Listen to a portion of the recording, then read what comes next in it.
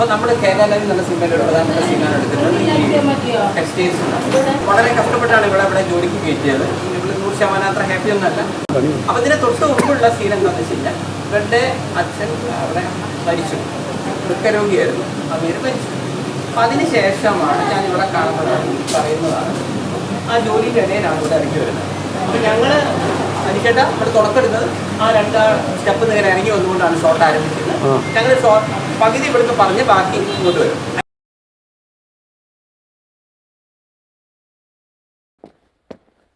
വീട്ടിലൊറ്റയ്ക്കിരിക്കുമ്പോ എപ്പോഴും അച്ഛനെ ആലോചിക്കും. അച്ഛന്റെ കാര്യം ആലോചിക്കുമ്പോ എപ്പോഴും വിഷമ. ആണോ? പണം കയ്യിൽ വന്നിട്ട് പോലും സർജറി നടത്താൻ പറ്റിയില്ലല്ലോ. നോക്ക് സൗമ്യേ, പാസ്റ്റ് ഈസ് പാസ്റ്റ്. പഴയതല്ല ഓർത്ത് ദുഃഖിക്കുന്നതിനേക്കാൾ നല്ലതല്ലേ മനോഹരമായി എല്ലാം മറന്ന് ജീവിക്കുന്നത്. പ്രശ്നങ്ങളെ കൃത്യമായി ഫേസ് ചെയ്യാനുള്ളൊരു പക്വത എനിക്കിനിയും വന്നിട്ടില്ല. അതാണെന്റെ പ്രശ്നം. ഞങ്ങൾ തമ്മിലുള്ള സീനാണ്. നിങ്ങൾ ഇവിടെയാണ് കൗണ്ടറിലെ സീൻ ഞാൻ പറഞ്ഞുതരാം. നിങ്ങളൊക്കെ കൗണ്ടറിലാണ്. രമേഷ് പറഞ്ഞു ഒരാൾക്ക് പക്വത കൊണ്ടുവരുന്നത് ഒരിക്കലും അവരുടെ പ്രായമല്ല, മറിച്ച് അവരുടെ അനുഭവങ്ങളാണ്. സത്യം പറഞ്ഞാൽ കോളേജ് വിദ്യാഭ്യാസം വരെ അധികം മനുഷ്യന്മാരുമായിട്ട് വലിയ ബന്ധമൊന്നുമില്ലാത്ത വ്യക്തിയായിരിക്കും ഞാൻ. പക്ഷേ പ്രവാസിയായിട്ടുള്ള കഥ മാറും, എൻ്റെ ജീവിതവും ചിന്താഗതിയും ഒക്കെ മാറും എന്ന് പറഞ്ഞു.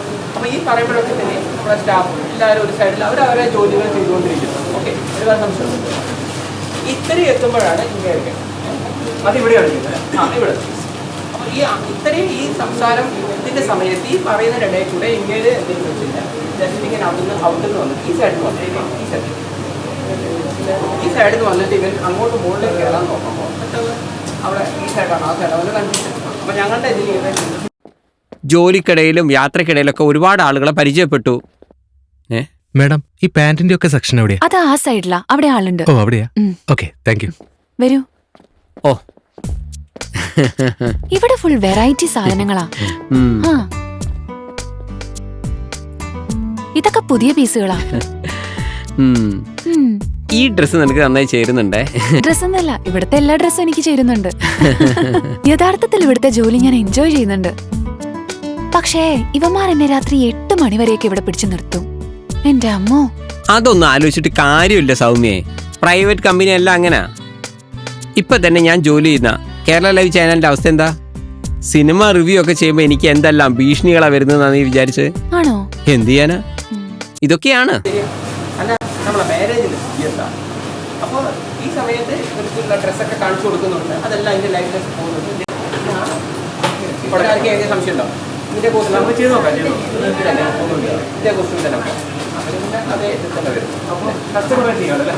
കസ്റ്റമർ ട്രൈ ചെയ്യും. വേറെ സംശയമൊന്നുമില്ല. ഈ സാർക്ക് ഒരു സംശയമൊന്നുമില്ല. ബാക്കി ഈ കോസ്റ്റ്യൂം തന്നെ അല്ലെങ്കിൽ ഈ കോസ്റ്റ്യൂം കഴിഞ്ഞ സീറ്റ് തന്നെയായിരുന്നു. അതെ.